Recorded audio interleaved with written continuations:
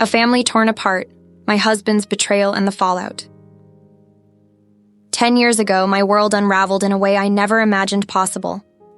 My husband, the man I trusted with my heart, had an affair. For 6 months, he betrayed me with someone he met at work. The moment I found out, my life as I knew it came crashing down. At the time, our sons were just 9 and 11, young, innocent, and blissfully unaware of the storm brewing in our home. I remember the day I found out vividly. It was an ordinary Tuesday evening.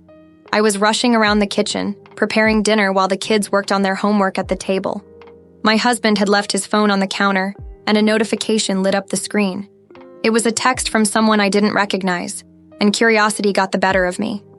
Normally, I wouldn't have looked twice. I trusted him, or at least I thought I did.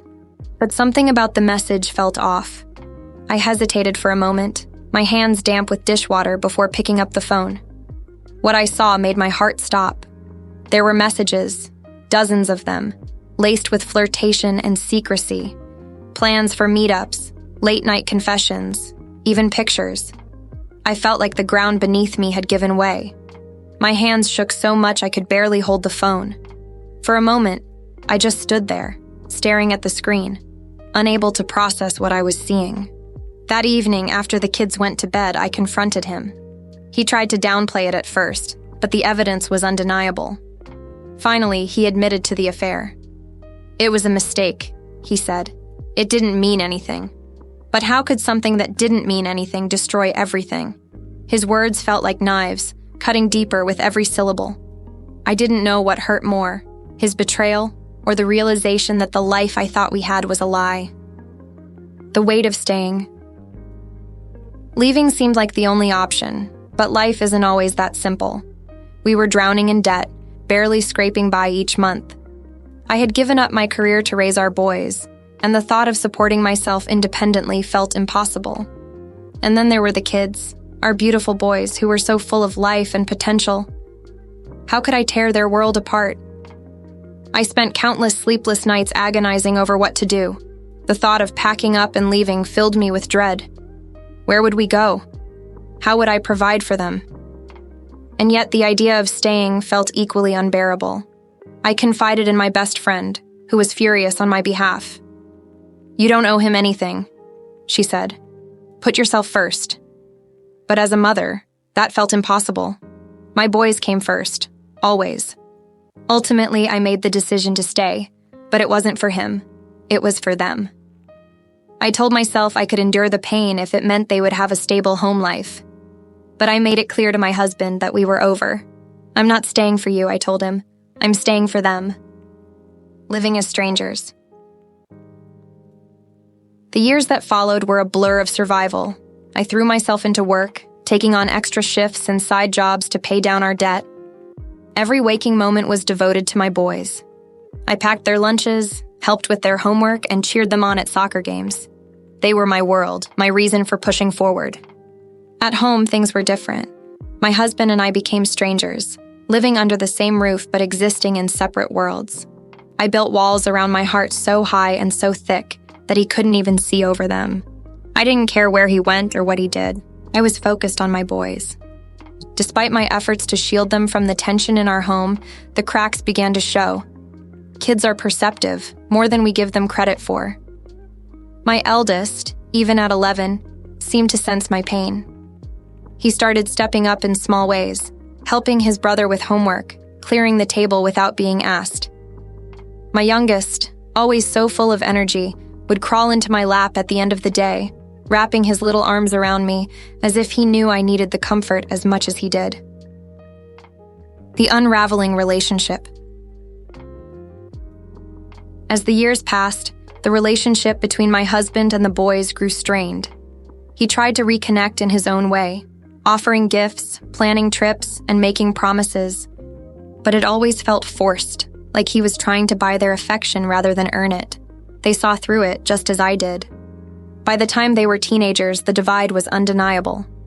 My eldest, now 19, threw himself into his studies and extracurriculars, spending as little time at home as possible. He was driven, ambitious, and fiercely independent. My youngest, now 17, was more vocal about his frustrations. He had a fiery temper and little patience for anything he deemed insincere. They were remarkable young men, but I couldn't ignore the ways my own coldness had shaped them. I had built walls to protect myself, and in doing so, I had taught them to do the same. The breaking point. A few weeks ago, everything came to a head. My youngest had a heated argument with his father while I was out running errands. When I came home, the tension in the house was palpable.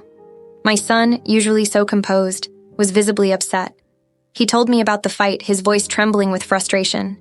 Then he said something that stopped me in my tracks. How can he say he loves us when he didn't even love you? How could he put someone else before his family? Hearing those words broke me. My son, so raw and vulnerable, was crying in front of me, and I didn't know how to comfort him. I pulled him into a hug, letting him cry into my shoulder. "I'm so proud of you, Mom," he said through his sobs. "You didn't leave us even when he hurt you. You stayed for us." His words stayed with me long after he had gone to bed. I realized that my decision to stay, though made with the best intentions, had come at a cost. I wasn't just hurting myself, I was hurting my boys. They deserved better. I deserved better. The final goodbye. The next morning, I sat my husband down and told him it was over. "We've been living like this for too long," I said. "It's not fair to me, to you, or to the boys. It's time to move on." He begged for another chance, swearing he'd change, but I stood firm. "You've had years to fix this," I said. "It's too late." He moved out a few days later. When we told the boys about the divorce, they weren't surprised. They had seen this coming for years. I assured them that they were free to maintain a relationship with their dad if they wanted, but they were resolute. They wanted to stay with me. A new beginning. Now we're adjusting to a new normal. The house feels lighter without his presence, and my boys and I are finding our rhythm. There's more laughter now, more peace. My sons are thriving in school and sports, and I'm focusing on creating a happy, stable home for them. As for me, I'm learning to prioritize myself for the first time in years. I've rediscovered old hobbies, started journaling, and even signed up for a yoga class. The idea of dating or letting someone into my heart still feels impossible, but for the first time in years, I feel hopeful. Looking back, I wish I had left sooner. Staying might have seemed like the right decision at the time, but I see now that it caused more harm than good. Still, I have no regrets about the sacrifices I made for my boys. They're my everything, and seeing them grow into remarkable young men is my greatest accomplishment. Now it's time to focus on the future, a future where we can all heal, move forward, and finally find peace. Thank you for stopping by Cheater's Digest. Stay tuned for more episodes to follow. Like and subscribe, and once again, thank you.